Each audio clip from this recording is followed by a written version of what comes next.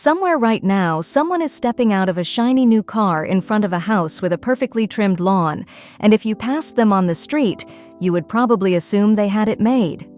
What you would not see is the four-figure car payment due on the first of the month, the mortgage that swallows more than half of their paycheck, and the quiet dread that shows up every time an unexpected bill lands in the mailbox.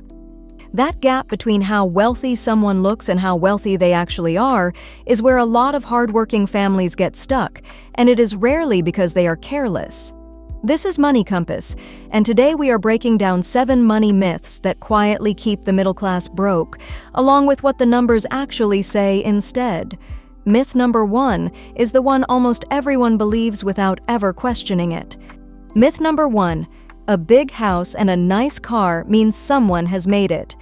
It is an easy thing to believe, because for most of our lives, the only clues we have about another person's finances are the things we can actually see, parked in the driveway or standing on the lawn.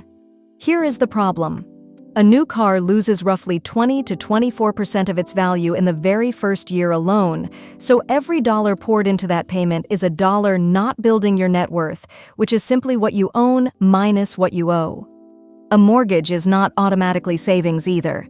In the early years of a typical home loan, most of each monthly payment goes toward interest, not equity, which means the house can look like a growing asset, while your actual wealth barely moves at all. The driveway tells a story. Net worth tells the truth. Myth number 2: if you earn a high salary, you must be financially secure. It feels obvious, since a bigger number landing in the bank account every 2 weeks seems like it should automatically mean more breathing room. But income and wealth are not the same thing, and lifestyle creep is the quiet reason so many high earners still live paycheck to paycheck. Every raise gets absorbed by a bigger apartment, a nicer car, one more subscription, until the higher number on the pay stub changes nothing about what actually reaches savings.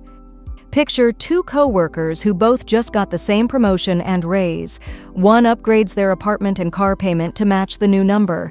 The other keeps their expenses flat and invests the difference every month. Same raise, 2 completely different financial futures 5 years from now. Myth number 3: renting is just throwing money away.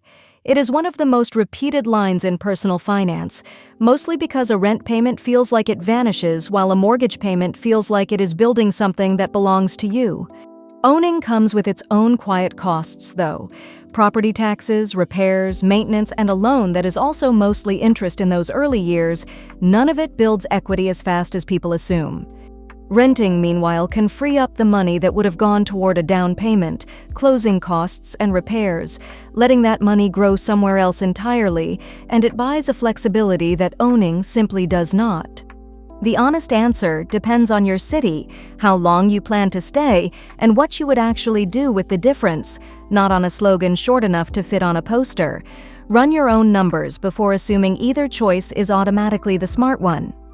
Myth number 4: you have to be completely debt-free before you start investing. It sounds responsible, because carrying any debt while also investing can feel like moving forward and backward at the same time.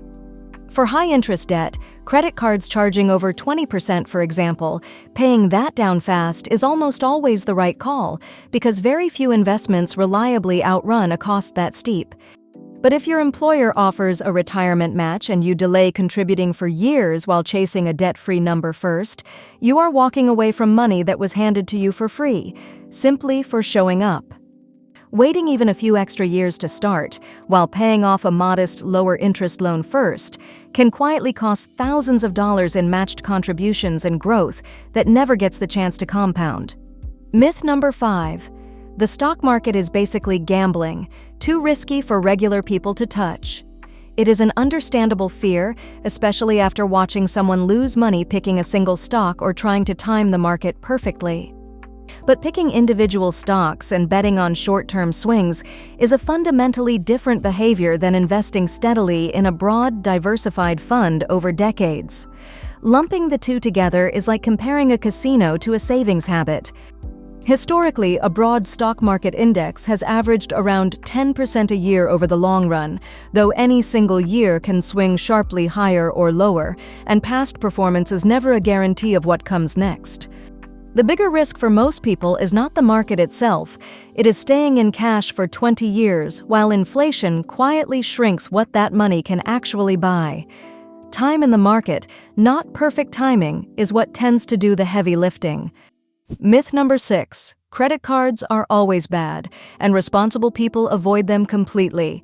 It is easy to believe after hearing enough stories about people buried under revolving debt. But the card itself is just a tool. The real danger is carrying a balance, since the average interest rate on cards that carry one now sits above 22%, quietly compounding against you every single month.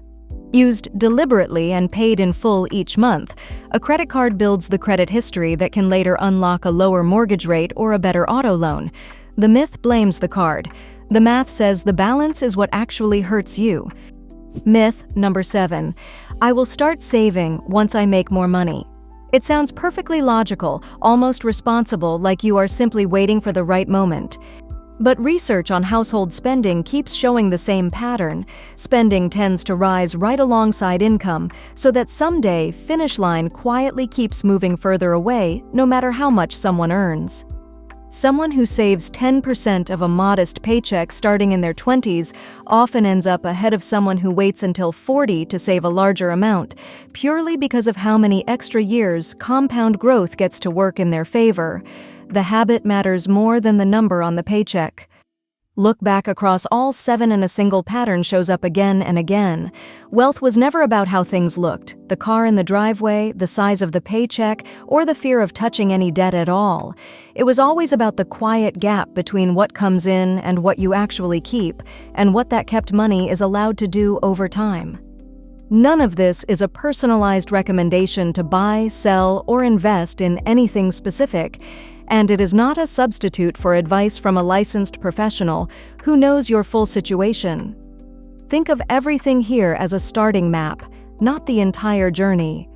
If one of these 7 myths hit closer to home than you expected, send it to someone who needs to hear it today, and subscribe to Money Compass for more honest, practical breakdowns like this one. No hype, just the tools to build something real.